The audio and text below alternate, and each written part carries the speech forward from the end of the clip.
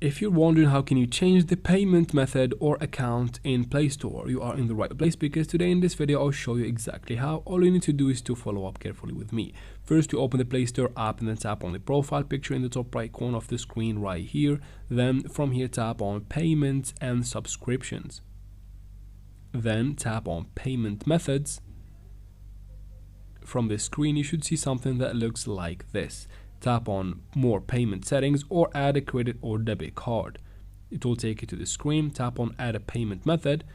Fill in the information about your payment account or payment method. Tap on save in the bottom right corner, and you can simply use it from there as a default, or just switch to it once you make payments on Play Store. And that is it for this video, guys. I hope it was useful. If it was, please like and comment down below. Don't forget to subscribe for future videos like this one, and thanks for watching.